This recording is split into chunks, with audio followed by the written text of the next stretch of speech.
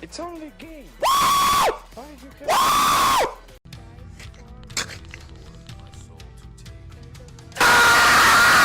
Pokemon Scarlet and Pokemon Violet. If you clicked on this video, I am certain you are aware of the buggy mess that the internet is making these games out to be. However, is it really that bad? Or are these flaws just being needlessly over-exaggerated by content creators for attraction? Well, I've now fully completed my playthrough of these games, and let me tell you that there is a lot that no one talks about. So please, sit back and let me fill you in on the actual state of these games, and how they, in some ways, excel, and in other ways, further demonstrate Game Freak's dwindling passion for the Pokemon franchise. This video is going to contain very slight spoilers for the games, meaning that I will mention minor new gimmicks added to the game. The actual story progression and or other spoilers will not be talked about. The Paldea region in which these games are set is based on the Iberian Peninsula. This fact becomes apparent from the very beginning of the game, with big mountain areas, vast open waters, and vibrant colors. You embark on your journey following the quite long tutorial. Right from the get-go, the first problems start to occur. For some reason, they removed the amazing, fun and interactive catching mechanic we had in Legends Arceus. We kind of went back in time a little, with now being forced to manually enter battle with a Pokemon and damage it in order to be able to catch it. This is bad for multiple reasons. Firstly, this is way slower and will slow down the completion of the Pokédex tremendously, and secondly, it takes away from the immersion of the game, which is kind of the point of having an open world game, no? Like, there's no reason why I shouldn't be able to throw a ball at a Pokemon that is right in front of me. And it's not like Game Freak hasn't done it before, so this change is just a huge question mark for me. On a slightly more positive note, the whole game really tends to treat you as an adult, which eliminates the whole hand-holding aspect that was so prevalent in previous generations. This also is the reason why I like Nemona, a rival. She doesn't treat you as a child. She's not some annoying, emo, uptight character that just gets on your nerves after a while. She really represents how the game as a whole doesn't all revolve around you, and that is just really nice to see. Once you finish the tutorial and get enrolled in one of the two schools, depending on your version, the game really picks up the pace and excels at what it fundamentally tries to achieve, and that is the concept of exploration. All the game really does is inform you of the 3 different storylines that you can complete independently from one another, and then reminds you numerous times of the fact that you can literally go wherever you want and do whatever you want. From here on out, you are free to embark on your own journey. There are a multitude of factors that make this aspect of the game so good. One of those reasons being that the region is just so big. It's significantly larger than any map we've ever had in a Pokemon game.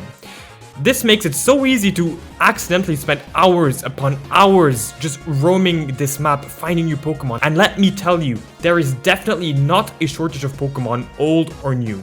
It's also not unlikely that you will encounter a shiny Pokemon on your journey due to the sheer amount of Pokemon that spawn in various areas. Game Freak changed shiny Pokemon in this generation, making it so they don't emit a sparkling noise anymore when they spawn. Rather, you have to rely solely on seeing them or else you will miss them. At first, I was skeptical of this change, however, after actually finding a shiny, I can definitely see why this has changed. Remember how I mentioned the aspect of immersion? Yeah, this definitely contributes to that. Not having that artificial sound and actually spotting out a shiny living amongst the normal Pokemon is way more satisfying and rewarding, so this is a really welcome change in my opinion. Also a welcome change are the new textures and the improved lighting. You can now actually see the scales or fur on Pokemon, making them feel much more alive. This seems like a small thing at first, though in combination with improved lighting and shadows in general, this adds up to an overall really noticeable positive change. At one point or another, you will inevitably stroll upon one of the 8 gyms. Here's where my criticism of some core features starts. First of all, every gym requires you to fulfill some sort of mini-game or challenge before allowing you to enter the gym and actually battle the gym leader. That by itself isn't necessarily a bad thing, since this has been done in practically every Pokemon game in some form or another.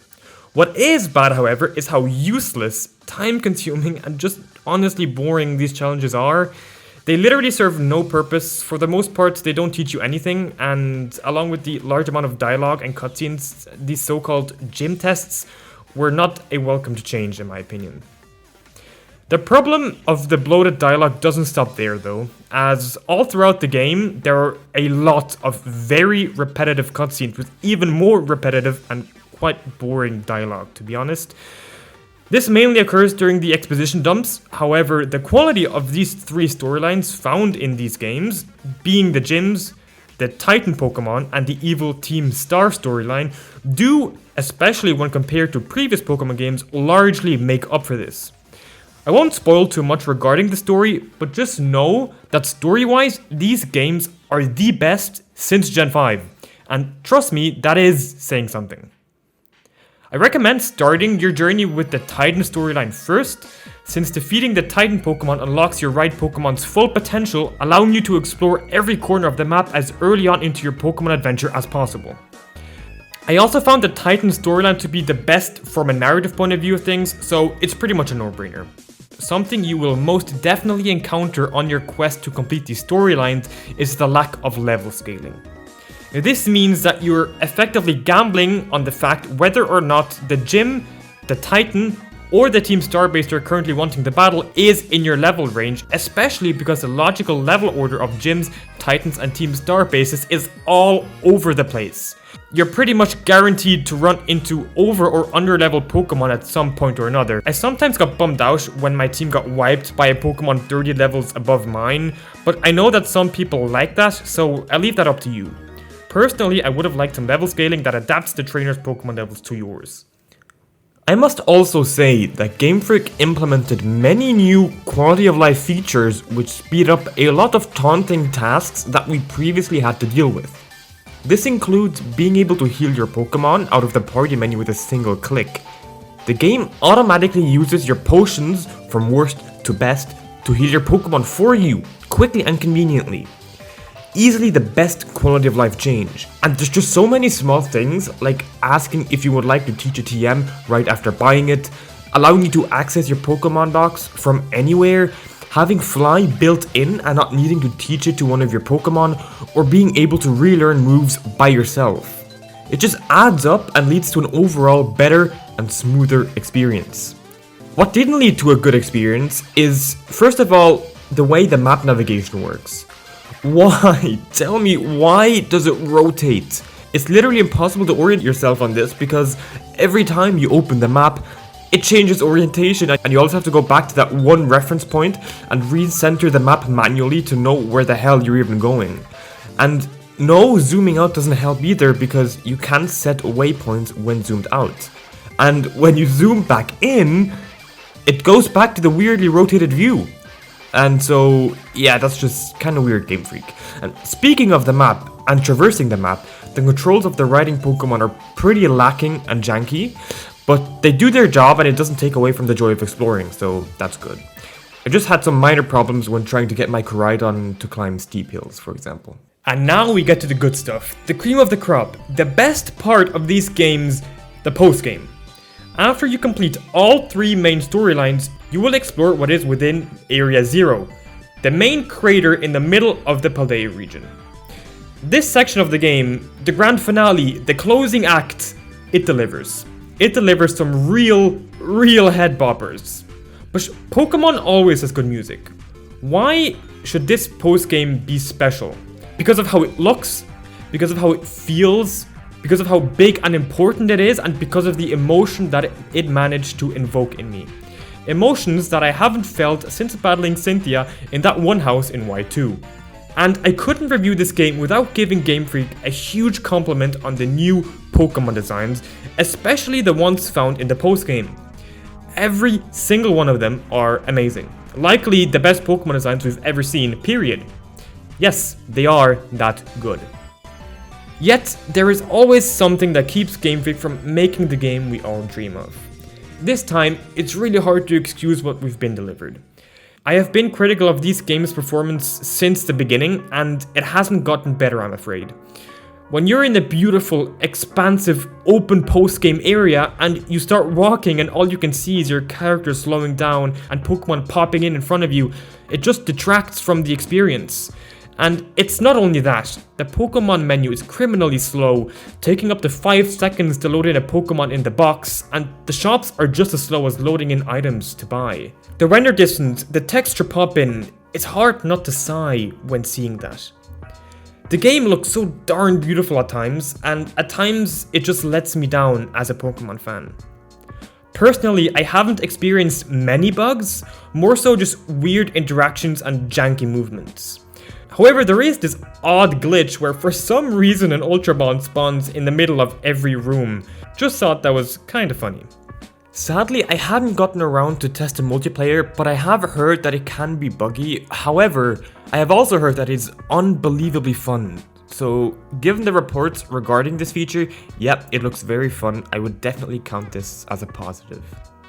You may ask yourself why I titled this video the way I did.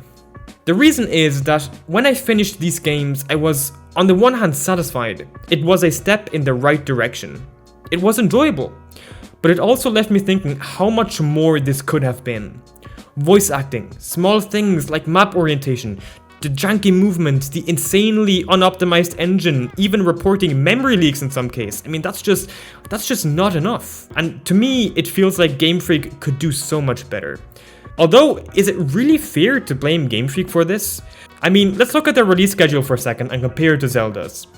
Game Freak has infinitely less time. So maybe it's actually our friends at Nintendo's fault. Whoever it is, it's hurting the potential of the franchise, at least in my opinion. Don't get me wrong, these games are really, really fun. They are great games. Truly. I just wonder, with a little more passion, just how much greater they could be.